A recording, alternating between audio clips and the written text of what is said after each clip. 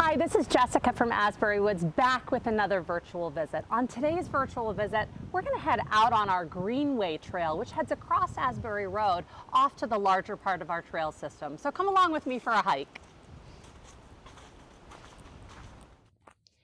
The Asbury Woods Greenway Trail connects a series of land parcels with the Andrew J. Connor Nature Center at one end and Brown's Farm Barn at the other. If you're a frequent visitor to our Greenway Trail, you've likely noticed some changes to the landscape near the boardwalk portion of the trail.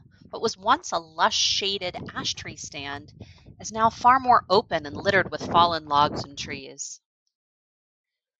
A few years ago, the ash stand along our Greenway Trail became the home of a beetle called the emerald ash borer. You may have heard of this beetle if you're a frequent user of firewood in Pennsylvania.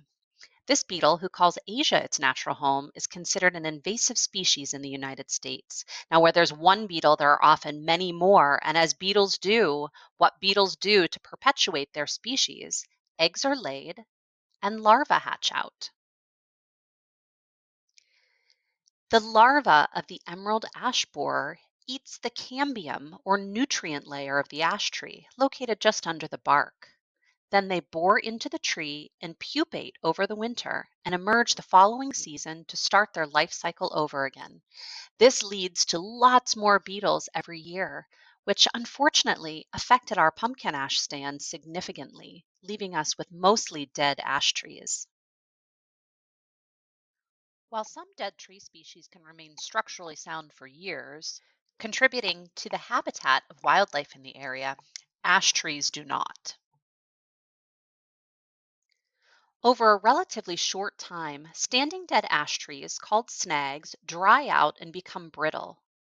This can lead to large branches falling, and often even the entire top portion of a tree can break with little or no warning.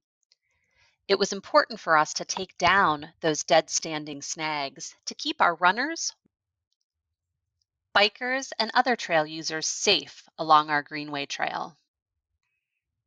What's left on site may not be pretty, but it is a picture of regeneration. Our cutting process was designed to mimic natural processes, and the trees were left on site so that their nutrients could be reabsorbed into the ecosystem. Leaving the trees on site also reduces the chances that we'll transmit living larvae and eggs present on those trees to other locations. We certainly don't want to be part of spreading those invasive species.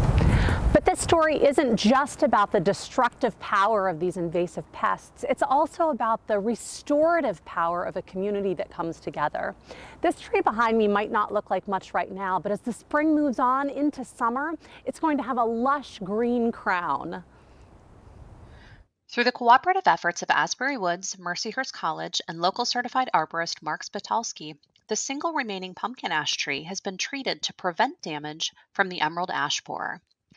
Through the efforts of these people working together as a community, this tree can become the seed tree that repopulates our area with this special ash tree species, the pumpkin ash.